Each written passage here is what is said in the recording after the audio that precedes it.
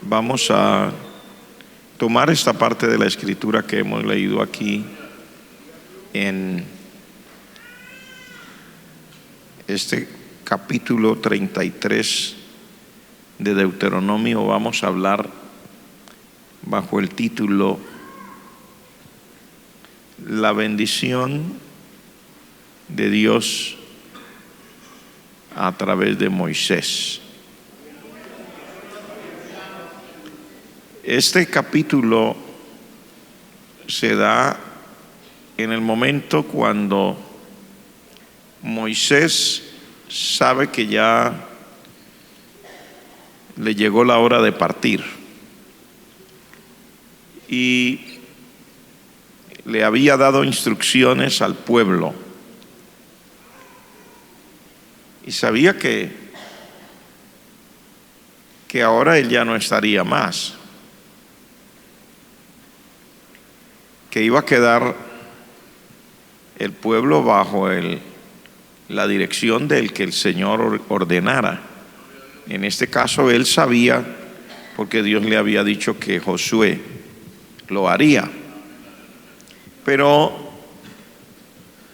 Moisés, sabiendo que tiene que dejar esta función a otro y que ya la parte suya con este pueblo terminó, no quiso irse sin haberle dejado una bendición.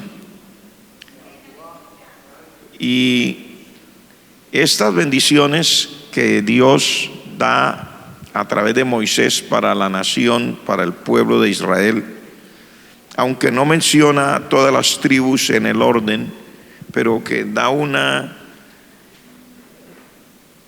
como una forma general, está dándonos una enseñanza tremenda. Cuando usted lo mira, usted encuentra que hay unas cosas muy grandes dadas de parte de Dios para el que le sirve a Él, y que el Señor es muy grande, demasiado grande, muy grande no solamente en poder, muy grande también en su amor, muy grande en su misericordia, muy grande en perdón, muy grande en todo sentido. Y esto nos enseña a nosotros primero para saber que a pesar de todos los pesares, por voluntad de Dios, todos tenemos derecho a su bendición. Pero también nos enseña cómo Dios puede ver con misericordia a su pueblo, y nosotros también deberíamos vernos con esa misericordia. Este capítulo, en el verso donde comienza a hablar ya de la parte de la bendición, desde el verso 2, primero relata, explica que él está hablando en nombre de un Dios de poder.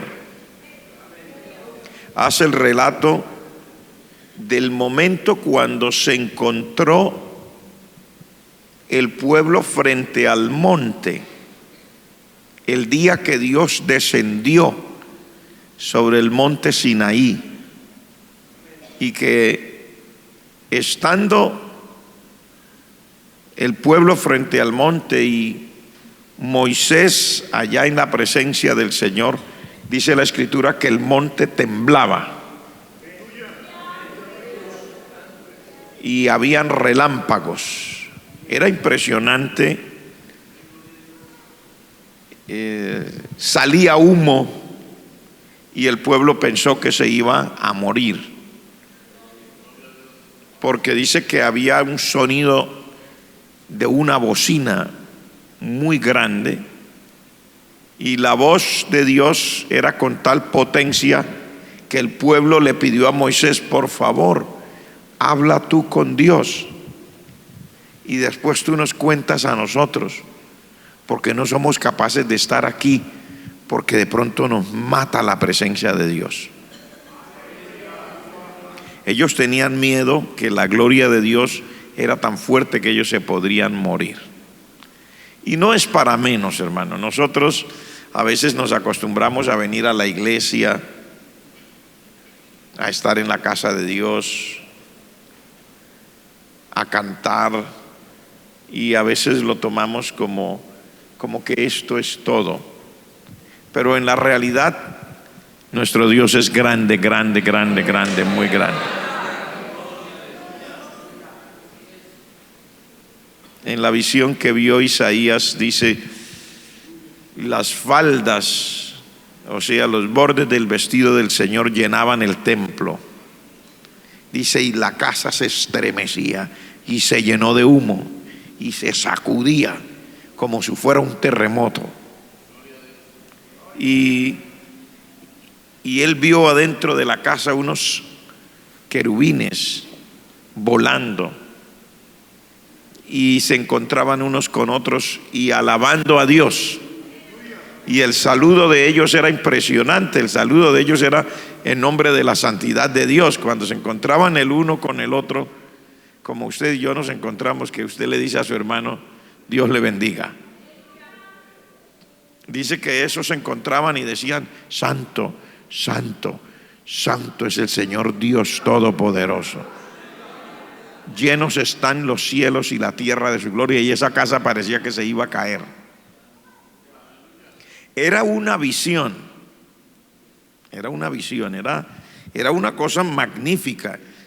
Y era tan impresionante que el profeta se cayó al piso y dijo, ay de mí, me voy a morir. La presencia de Dios no es para menos, hermanos. La presencia real del Señor, así sea en una sola visión. Cuando Daniel tuvo la visión, también dice, y me entró un temblor y quedé como muerto, dice. Entonces Moisés está relatando y recordando ese momento cuando Dios desciende a encontrarse con el pueblo, para hacerle recordar al pueblo que los está bendiciendo en nombre de un Dios realmente todopoderoso, que no hay manera de describir su gloria ni manera de describir su poder. Porque nosotros, si no entendemos, si no hacemos claridad en esto, podemos llegar a caer en una rutina. A los cultos a Dios se le llaman reunión, y a las vigilias se le llaman lunadas, y todo se va diluyendo, y la gente no tiene una conciencia y le parece que es lo mismo, que todo es igual, que yo voy a la calle es lo mismo que venir aquí, que allá juego y aquí también podría jugar, y allá corro y aquí correría, etcétera, y se va perdiendo la esencia de todo. Pero cuando Moisés quiere hablarles a ellos por el Espíritu de Dios acerca de esta bendición, primero les recuerda quién es el Dios en nombre de cual Él les viene a hablar. Gloria al nombre del Señor, que es un Dios grande, excelente, poderoso, santo, y que no hay palabras para describirlo. Él dice así, resplandeció, vino entre 10 millares de santos, con la ley de fuego a su mano derecha. O sea, está recordando ese momento extraordinario.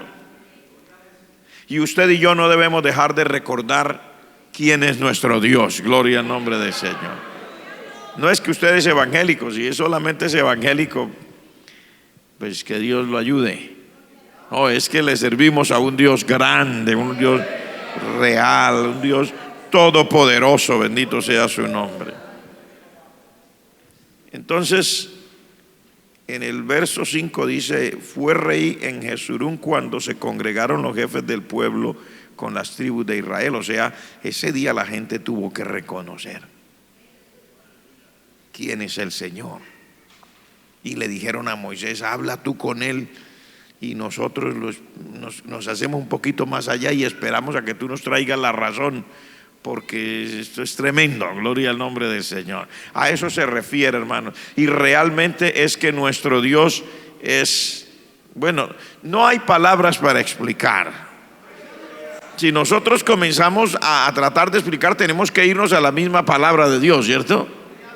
Porque la palabra del Señor dice que Él es el Rey, el Señor de los señores, el creador del universo, el sustentador de todas las cosas.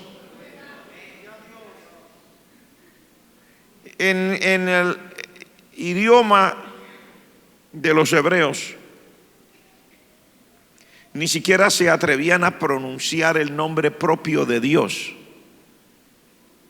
Y de allí surgió, nosotros en el idioma del que vino la traducción de la Biblia para nosotros se llama Jehová.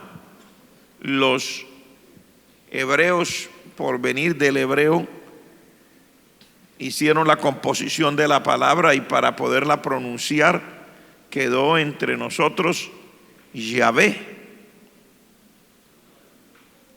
Pero ellos no se atrevían a pronunciar el nombre propio de Dios, porque por tradición ellos sabían que Dios es tan grande, que nuestro Padre, porque ahora hay que hablar no solamente de Dios, nuestro Padre celestial, porque aparte de ser Dios es mi Padre celestial, mi Padre celestial, mi Padre celestial, mi Padre celestial, mi Padre celestial. Es fuera de todo lo que el conocimiento humano puede describir. Y ellos tenían muchas maneras de referirse a Dios. Por eso lo llamaban Jehová de los ejércitos.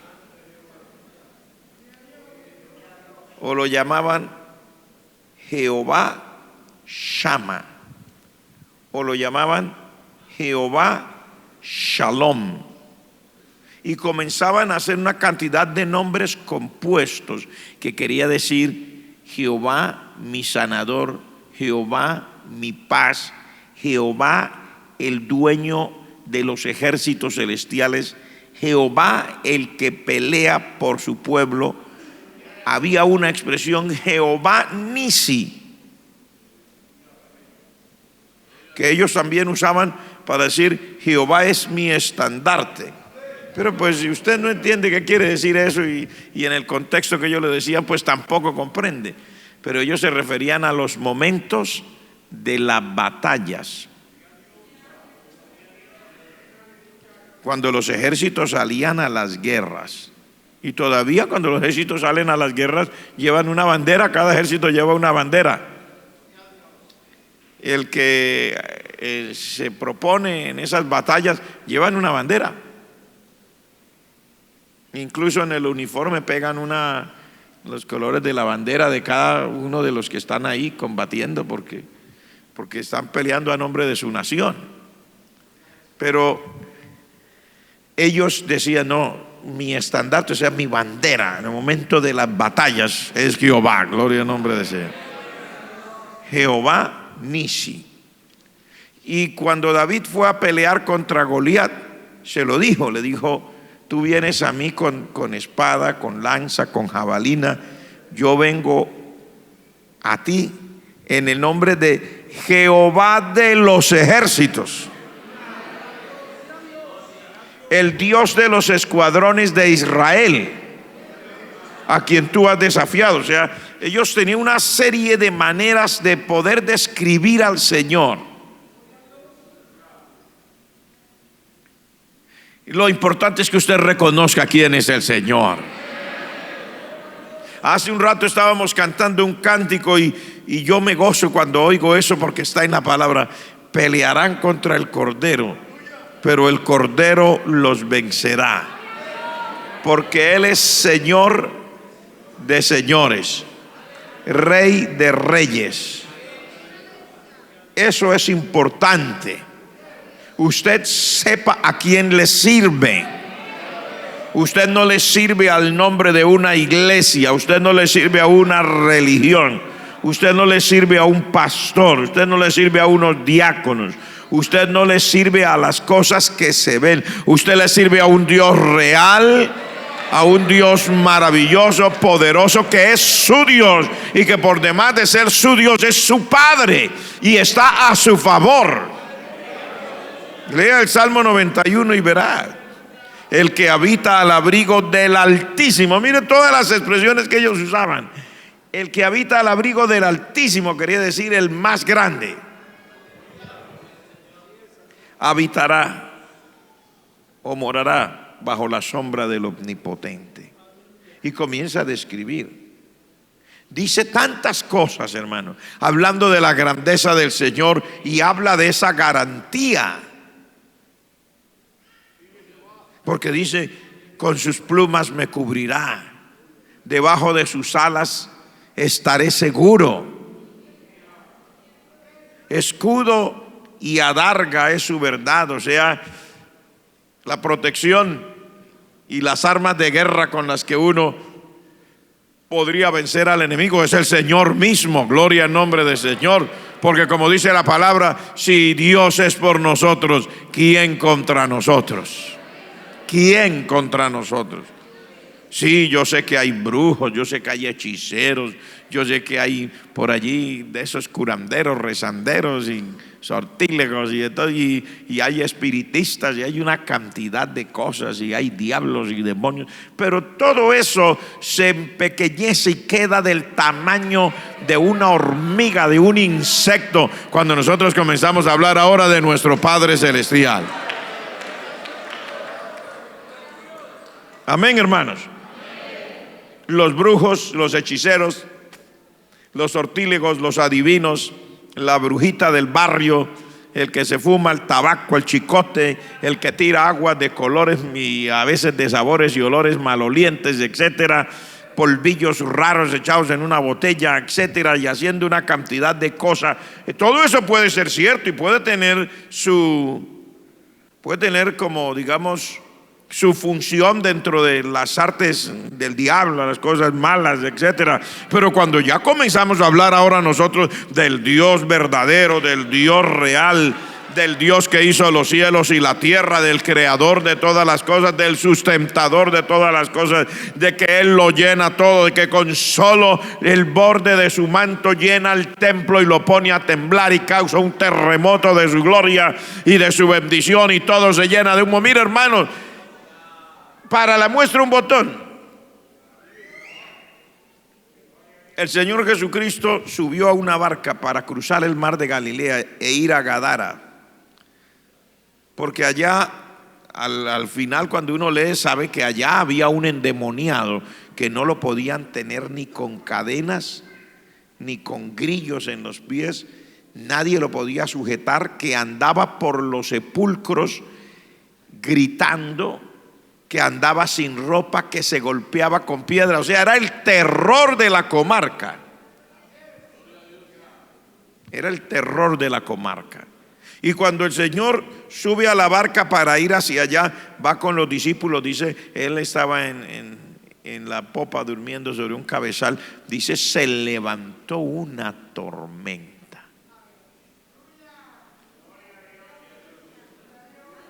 El viento y la mar se enfurecieron y los discípulos pensaron que se iban a ahogar. El Señor Jesucristo, cuando lo despertaron, se levantó y les dijo: ¿por qué tienen miedo, hombres de poca fe? Reprendió al mar y al viento, y dice, se hizo una grande bonanza, y dice, enseguida llegaron a tierra. Dice, y cuando descendieron de la barca, entonces comienza a hacer el relato del endemoniado aquel que viene. Y dice la Escritura que el Señor no tuvo que ir a buscar al endemoniado. Dice, el endemoniado vino corriendo, se tiró al frente del Señor, pero no era el endemoniado, los demonios que traían al pobre hombre aquel. Y comenzaron a decirle una cantidad de cosas al Señor. Y dice que el Señor les dijo, lo sueltan ahora. Se van ahora. Dice que comenzaron a rogarle, sí, pero por favor no nos mande por allá. déjenos por aquí en este sectorcito, allá hay unos cerdos, déjenos entrar a esos cerdos. Ustedes han leído la historia. Y el Señor les dio permiso, no dice que les mandó, les dio permiso. Eso, darle permiso al Señor es como un juetazo al diablo. El diablo no tiene ningún poder delante del Señor, hermano. Sí tiene lo suyo, no estamos diciendo que no tiene, pero delante del Señor es nulo. Digo, delante del Señor es nulo. Nuestro Dios es grande. Nuestro Dios es el creador. Nuestro Dios es el sustentador. Nuestro Dios es el dueño. Es el soberano. Es el que lo llena todo en todo. Por su palabra se hizo todo lo que usted ve. Y con su palabra gobierna todo el universo. Las estrellas se mantienen allá en su sitio y los planetas giran en su órbita por su palabra. Y el mar se mantiene en su sitio por su palabra. Y la gravedad se mantiene como gravedad por su palabra. Y las leyes de la física se mantienen por su palabra. Todo lo que usted ve se mantiene por su palabra. Digo, por su palabra. Todo se mantiene por mi Padre Celestial. Gloria a su nombre. Aleluya. Así que cuando usted se enfrente a los problemas, a las batallas, a las luchas, se enfrente al pecado, se enfrente al diablo, a las amenazas del diablo, porque de cierto que sí usted se enfrentará. Pero cuando usted se enfrente a las circunstancias, a las malas noticias, o usted se encuentre en el día malo, o usted, porque la palabra de Dios habla del día malo, o usted se enfrente al desánimo, a su propio corazón, se enfrente a los pensamientos que muchas veces están allí para torturarlo y decirle que no es posible, que no puede, que usted no es capaz, que usted, como resultado de una vida frágil, débil y obsoleta espiritualmente, usted está condenado, que nadie lo podrá ayudar, que nadie lo podrá librar, que usted jamás se superará. ¿Cuánta basura no dice el diablo y no le dice también los pensamientos al ser humano? Cuando se enfrente a eso, recuerde, su Padre Celestial es el Dios de los ejércitos. Es el Dios de Israel. Él es Jehová Nisi. Él es su estandarte en medio de la batalla. Gloria al nombre de Dios.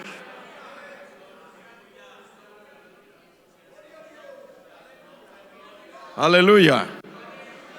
Aleluya. Y comencemos con lo primero que él bendijo. A los primeros que bendijo fue a Rubén. Era el primogénito. Usted sabe que Rubén, cuando Jacob, en el pasado, en el libro de Génesis, en los últimos capítulos, tiene que bendecir a sus hijos porque él ya va a partir. Él le dijo a Rubén: no serás el principal, porque subiste a mi estrado. O sea, Rubén había cometido incesto, porque se acostó con una de las mujeres de su padre, se llamaba Bila, la sierva de Raquel. Y eso fue una gran tragedia para este hombre, porque le impidió que el propósito de Dios, en términos de ser el que estuviera en la línea genealógica del Mesías, no se pudiera cumplir en él. Pero cuando yo vengo aquí a este capítulo y veo al Señor hablando otra vez de Rubén, entonces tengo que hablarle a cada uno de los que estamos aquí. Entonces tengo que decir: mire lo grande que es Dios. Está bien, no pudo ser el de la línea mesiánica, está bien, no pudo cumplir cierta parte del propósito, pero mire lo que dice aquí: viva Rubén y no muera.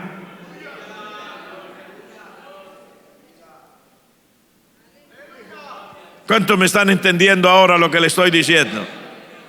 Allá le dice: no serás el principal, no podrás estar en el lugar del privilegio. Pero acá dice: pero viva Rubén y no muera. Gloria al nombre del Señor. Viva y no muera.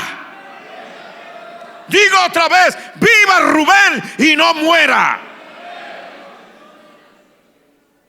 Y no sean pocos sus varones. ¿Qué está diciendo? A pesar de su tragedia, a pesar de su desdicha, a pesar de que su pecado fue tan fuerte que no le permitió culminar exactamente en el propósito de Dios, pero Dios no desecha para siempre, dice la palabra. ¿Cuántos están aquí en esta noche?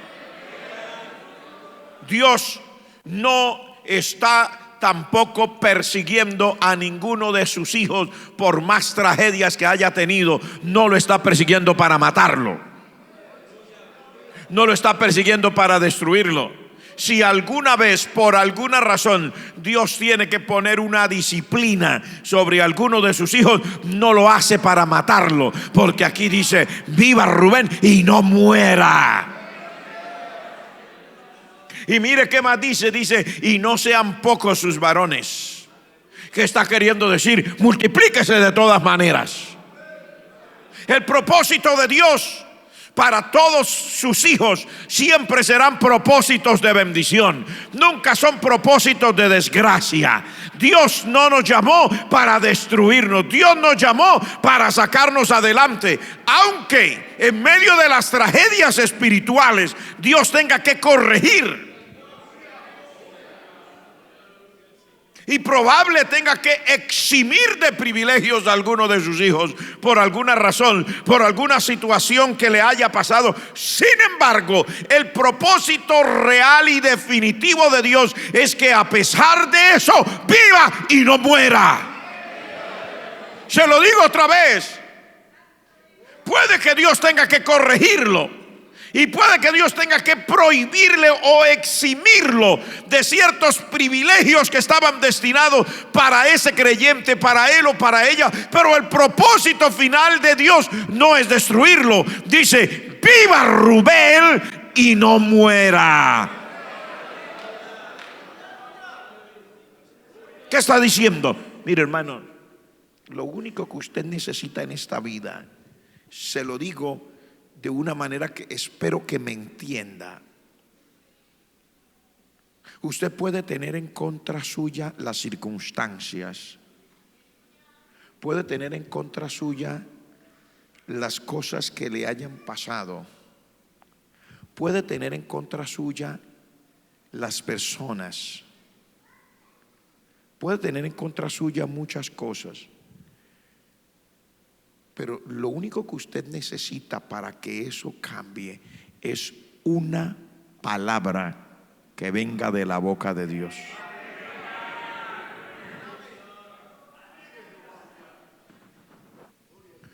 Una sola palabra de Dios cambiará sus circunstancias, cambiará la historia de su vida.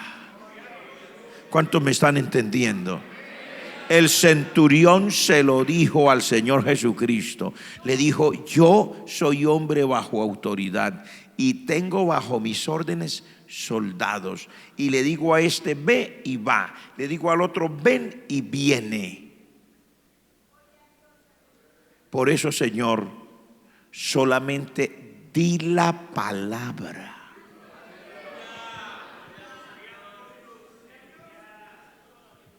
Solamente di la palabra y mi criado sanará.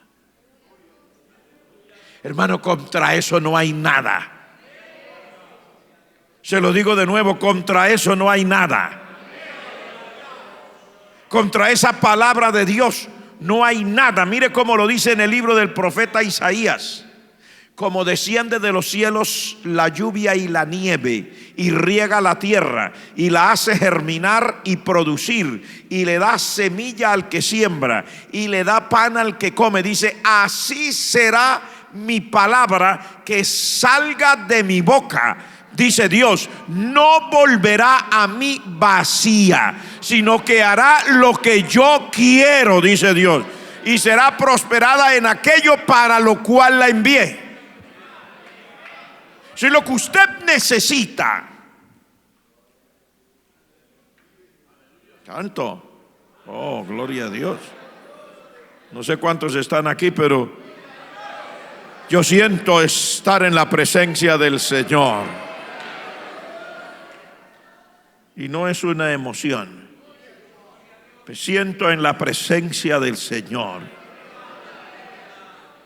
Aleluya. Así será mi palabra, dice el Señor, que sale de mi boca. No volverá a mí vacía, sino que hará lo que yo quiero, dice Dios. Lo que yo quiero. No ninguna otra cosa, dice lo que yo quiero. Dice, y mi palabra será prosperada en aquello para lo cual la envié. Si usted lo que necesita es una palabra de Dios sobre su vida. Una palabra de Dios cambiará la historia de su vida. Sin importar el pasado, sin importar la tragedia, una palabra de Dios cambiará el rumbo suyo, destruirá lo que tenga que destruir. Es que esa palabra es tan poderosa, hermano. Gloria al nombre del Señor. Es una palabra tan poderosa que, hablando de la resurrección, del día cuando la iglesia saldrá a encontrarse con el Señor para recibirle en el aire, dice, y así estaremos siempre con el Señor. Lo dice de una manera, dice el Señor mismo, dice, con voz de mando, con trompeta de Dios descenderá del cielo. Sí, a la voz del Señor, porque será voz, dice, la voz del Señor es una voz de mando. A la voz del Señor, cuando el Señor Jesucristo descienda, que nadie más lo verá, pero Él descenderá hasta las nubes y dé la voz de mando. Yo puedo haber muerto y puedo haber sido enterrado aquí, o puedo haber quedado mis cenizas regadas por el campo, lo que sea. Puede haber fallecido ese cristiano hace no sé cuántos años, pero a esa voz de mando dice, todos los muertos en Cristo resucitarán primero. Todos, sin excepción. Sin excepción. Por eso es que algunos predicadores, usted sabe que algunos hombres de Dios son bastante expresivos y les gusta imaginar, y dicen, por eso fue que cuando el Señor Jesucristo ordenó para que Lázaro resucitara, dijo específicamente, Lázaro, ven fuera. Dice, porque cuando hubiera dicho solamente ven fuera, comienzan a salir de por esa cantidad de muertos y ahora viviendo.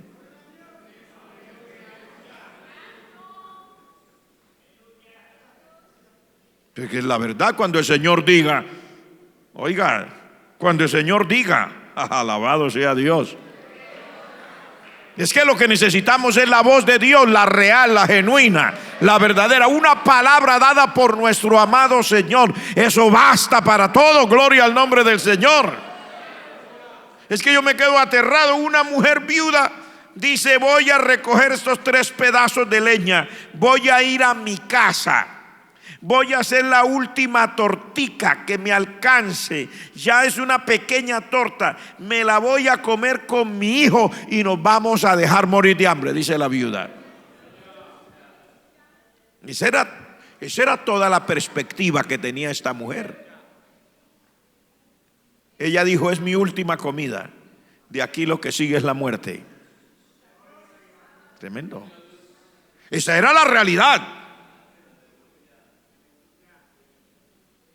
Ella no estaba como nosotros. Alguno de ustedes dirá, ay, viene llorando y pastor, yo estoy en una necesidad. Hombre, usted no sabe lo que es necesidad hasta que no esté como esa mujer. Que esa mujer dijo, vea, pastor, le dijo al profeta Elías, vea, pastor, esta es la última comida y nos vamos a morir. A partir de ahora no sabemos cuándo nos morimos. O sea, era la única perspectiva que tenía esta mujer. Pero el profeta le da una palabra de Dios.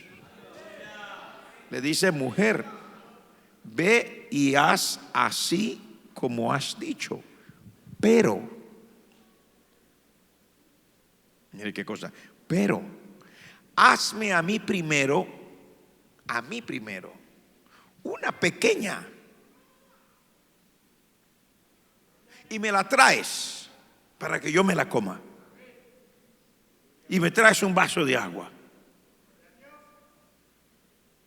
Porque así ha dicho Jehová. Oiga, tremendo. Era un reto enorme para la mujer. Y si le doy esa primera tortica a este pastor, que siempre la gente ha hablado mal de los pastores, ¿cierto? Y sí, mire, la señora va a morir, y entonces le pide que la última tortica, la última arepita que va a hacer, que sea para él, ¿no? Dijo, pero hazme a mí primero, tráemela y tráeme agua, que yo coma y beba, porque así ha dicho Jehová. La harina de la tinaja no escaseará, ni el aceite que está en la vasija se acabará, hasta el día en que Jehová haga llover otra vez sobre la tierra. Solo una palabra, hermano. No le estaba dando ofrenda, no estaba dando plata, no estaba dando ayuda social, no le estaba dando nada.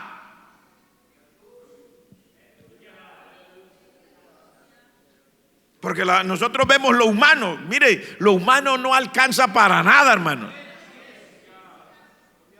No le estaba dando una ayuda, no estaba trayendo una ofrenda, no, le está dando una palabra de Jehová. Así ha dicho Jehová. Dice, y ella fue e hizo como el varón de Dios le dijo. Dice, y comió ella, y dice, y su casa. ¿Qué quiere decir eso? Si ella no tenía sino un hijo que se iba a morir junto con ella, y luego dice, y comió ella y su casa. Muchos días hasta que Jehová hizo llover sobre la tierra. Comió ella, comió el hijo, comió el profeta, y la familia se enteró. Por eso dice ella y su casa. Allá llegó la tía, allá llegó el sobrino. Si estaba vivo el papá, ya llegó el papá. Y la tía y le dijo a la mamá, mamá, camine para donde Julana, que allá hay un señor que ora. Y eso no se ve nada, pero siempre hay arepitas. Usted mira allá, mamá, y no hay nadie. Así. Pero todo el mundo come, mamá. Vamos para allá. Que si vamos allá, la gente venía a robar y no podían robar. Mira, que vamos a robar aquí si no hay nada. Porque lo más lógico es que si usted está en una ciudad donde la gente se está muriendo de hambre y ven que en su casa hay bultos de harina y galones de aceite, tenga por seguro que lo van a atracar.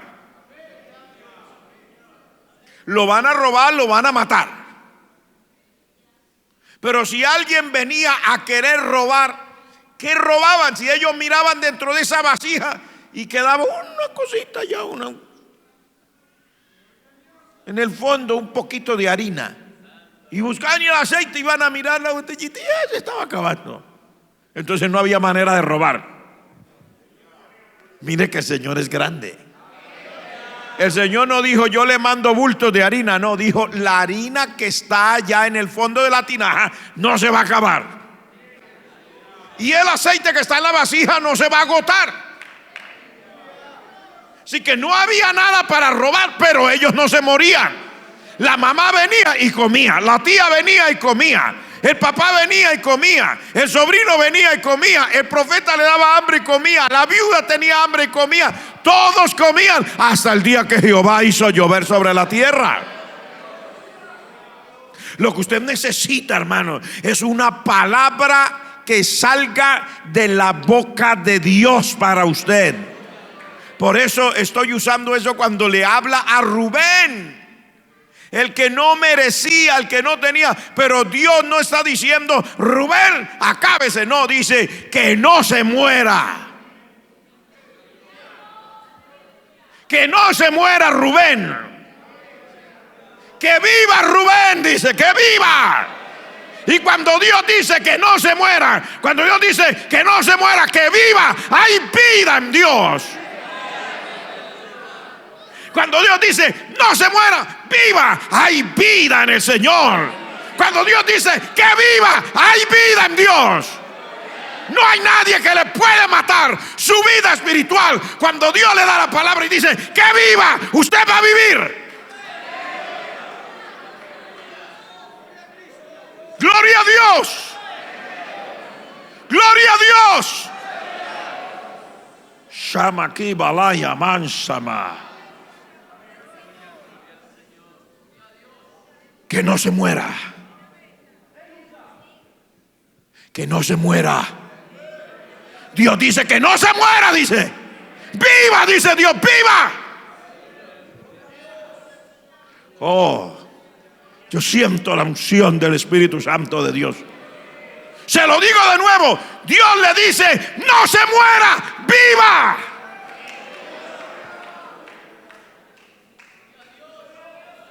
Y esa es la palabra que usted necesita. No se muera. No se muera, viva. Eso es lo que Dios está diciendo. Si usted lo quiere ver, véalo. Y si usted no lo quiere entender, Dios es poderoso para sacudirle en esta noche su vida y los cimientos de su alma, para que usted entienda que usted no se puede morir. Usted no se puede morir. Viva, dice Dios, viva. No se muera. No se muera. Viva, dice Dios, viva. Viva. No se muera. Viva y no se muera, dice Dios. Viva y no se muera. Viva. Y que no sean pocos sus varones. Dios quiere que nosotros entendamos que a pesar de todas las circunstancias adversas de la vida, Él no quiere que usted se muera.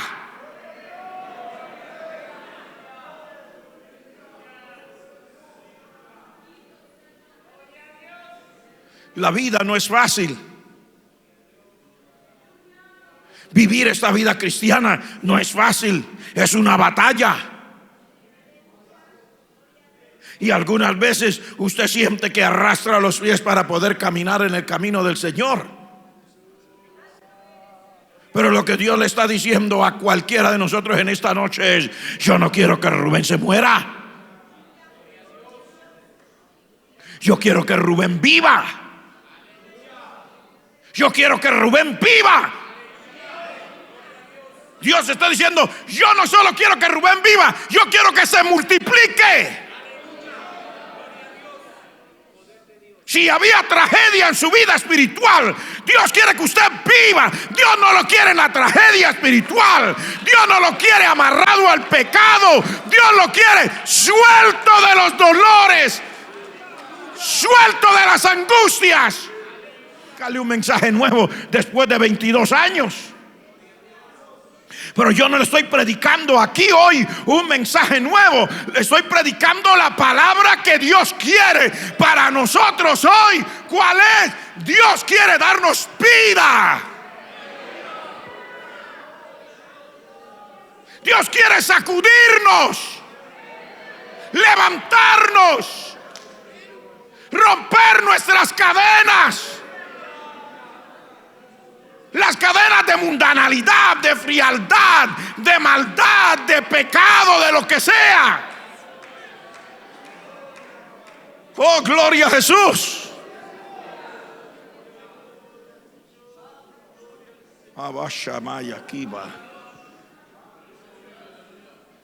Gloria a Jesucristo. Que no sean pocos sus varones.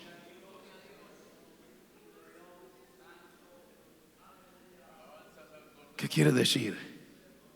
Que no se quede sin recuerdo, que no pase por la vida inadvertido, que viva de tal manera que hasta quede buenos recuerdos de lo que Dios hizo con usted. Esa es parte de la bendición de Dios para cualquiera de nosotros en esta noche. Y me he referido a esa porque precisamente esa es la tragedia con la que se encuentran muchas personas en la vida, cuando se dan cuenta de sus fracasos, cuando sienten que no valen nada, cuando se dan cuenta que tal vez su condición no les permitirá participar de aquellos privilegios que siempre añoraron, que no serán parte probablemente de esa línea mesiánica. Entonces Rubén piensa que se va a morir. Entonces Rubén piensa que está desechado para siempre. Pero Dios dice: yo no quiero que Rubén se muera. Y yo no quiero que Rubén pase por la vida sin dejar un rastro. Dios dice: yo quiero que Rubén viva. Y yo no quiero que sus varones sean pocos. Esa bendición tan extraordinaria que Dios nos está dando en esta noche es palabra de Dios. Yo no le estoy hablando hoy un mensaje mío. Yo le estoy hablando una palabra de Dios. Estoy seguro que hoy yo le estoy hablando una palabra de Dios. Y cuando le digo le estoy hablando una palabra de Dios, no estoy diciendo porque las otras predicaciones no sean palabra de Dios. Todas las predicaciones pueden ser palabra de Dios. Pero yo lo que le estoy diciendo es que esta noche estoy totalmente seguro de que esta palabra Dios la sacó desde su trono hoy para dársela a usted.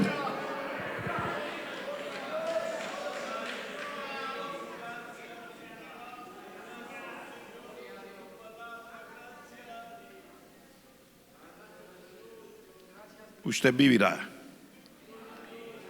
Es el deseo de Dios.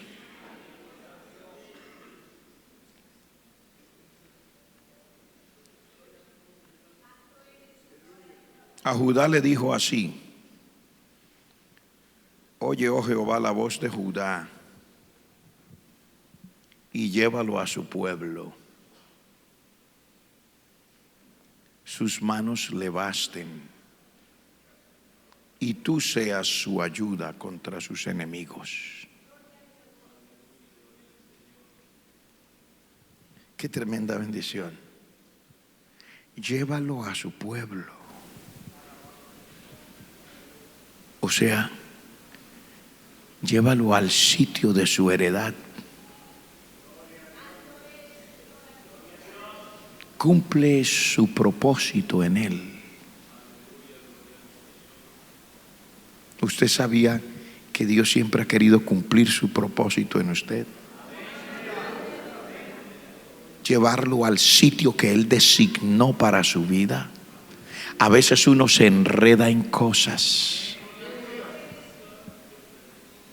Después de que pasan los años, uno comienza a entender y a darse cuenta que el creyente es tentado a enredarse con detalles.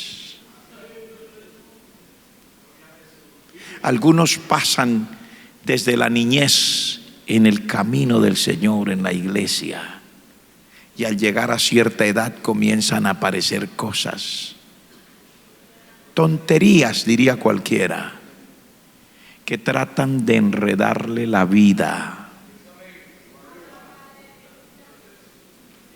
Pero cuando Dios tiene un propósito con uno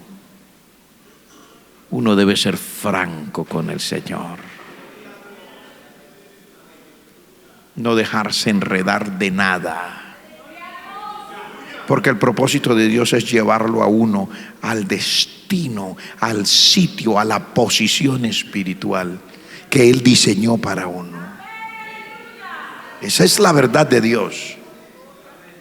Las demás cosas son irrelevantes. El propósito y la voz de Dios es esa: que Judá sea llevado a su pueblo, que sus manos le basten, o sea, que pueda producir lo que necesite.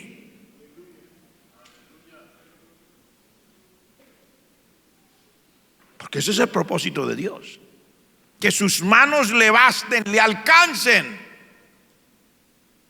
para hacer lo que se supone que debe hacer. Porque nosotros en este camino, según la bendición de Dios, Él ha diseñado cosas, y Él desde antes que usted naciera sabe lo que Él quiere de usted.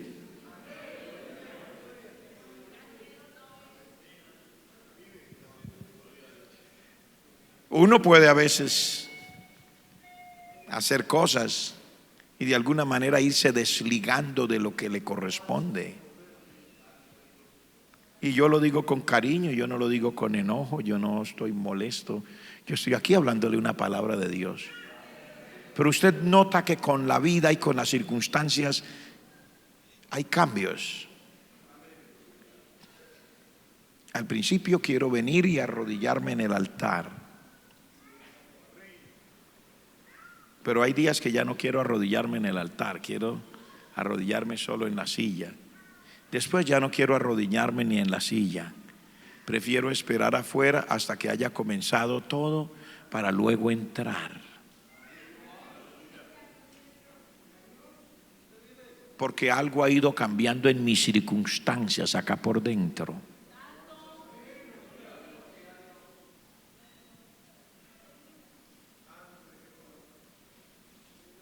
Habrá momentos que quiero sentarme solo al frente, pero habrá otros momentos en que no sé dónde más sentarme. Ya no quiero sentarme en la primera fila, ya no quiero en la segunda. Algo está pasando por dentro en las circunstancias de las personas. Pero Dios, que lo sabe todo, y Dios que nos conoce, porque Dios nos conoce. Le digo, Dios lo conoce a usted mucho más de lo que usted y yo nos podemos imaginar. Y Dios sabe lo que le pasa.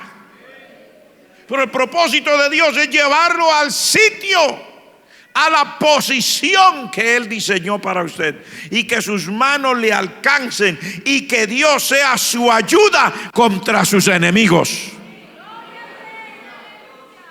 Dios jamás ha querido dejar abandonado a ningún creyente en medio de la batalla.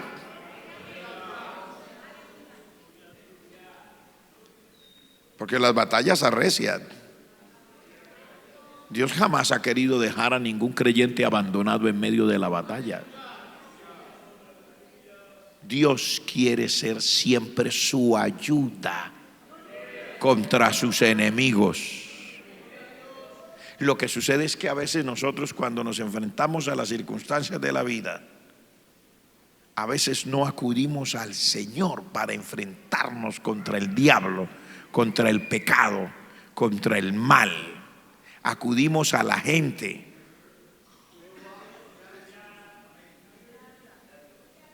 A veces nosotros pensamos que nuestra batalla la vamos a ganar si un hermano más sabio de la iglesia me aconseja. Las guerras no se pelean con consejos. Los consejos pueden ser buenos, pero los fusiles no disparan consejos, señores. Disparan balas. Y poniendo esto en una perspectiva realmente espiritual, el diablo no le tiene miedo a los consejos. No sé si me capta lo que le quiero decir. A veces las personas tienen un problema en la casa, un problema con el hijo, un problema con esto, un problema con aquello, y uno quiere siempre, y uno como pastor pues hace su deber. Uno como pastor los atiende: y hermano, yo necesito hablar con usted, hermano, yo necesito hablar con usted. Y hay personas que llevan un año necesitando hablar con uno, y todos los días uno lo atiende, y al otro año todavía necesito hablar con usted porque tiene un problema que necesita resolver. Y a veces el creyente se imagina: si el pastor me da un consejo, resuelvo mi problema.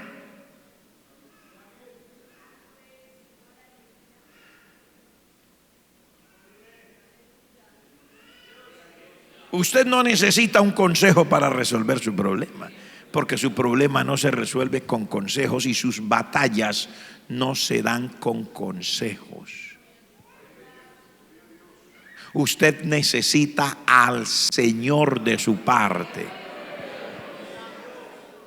Como dice aquí, que el Señor sea su ayuda contra sus enemigos. Un encuentro real y personal con Dios. Una vida de una comunión extraordinaria con el Señor. Cuando usted sienta la mano de Dios con un toque especial sobre usted para bendecirlo, y la mano de Dios le toque, y usted se llena de la fe de Dios, y usted en la mano de Dios lo toca y usted se llena del poder de Dios, y la mano del Señor lo toca, usted se llena de la autoridad de Dios. Usted sabrá en ese momento que los consejos pasan a un segundo lugar. Usted ahora se va a enfrentar en el nombre del Señor contra todas las huestes del mal, y el diablo no podrá resistir al Señor en usted.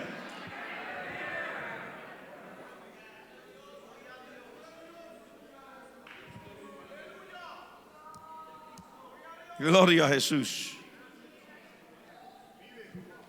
Yo quisiera tener siempre más tiempo, porque no sé, el estilo, la forma, esa es mi manera de predicar, es la manera como el Señor me ayudó, y el tiempo siempre se hace muy corto para hacerlo a la forma mía.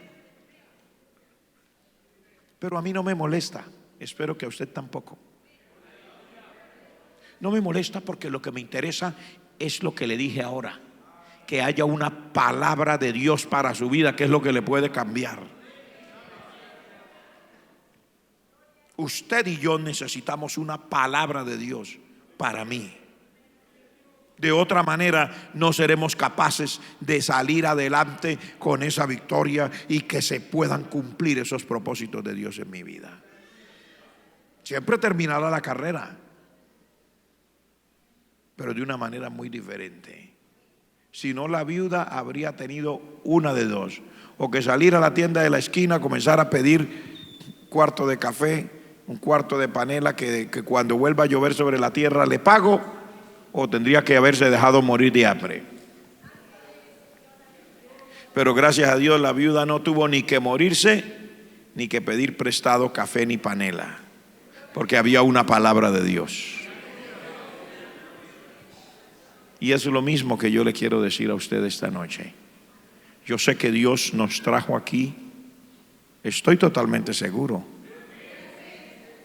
Yo estaba hoy pidiéndole al Señor, como todos los días: Señor, dame la palabra que el pueblo necesita, que yo necesito. Dame una palabra que de verdad traiga un resultado en mi vida, porque yo no quiero predicarles cosas bonitas, yo necesito predicarle una palabra que rompa las cadenas. Una palabra que desbarate el poder del diablo. Una palabra que destruya aquellas cosas que se están oponiendo en el camino. Una palabra que salga directamente del trono de Dios, que es lo que puede traer un resultado especial. Y en esta noche yo quiero que usted y yo hagamos una oración.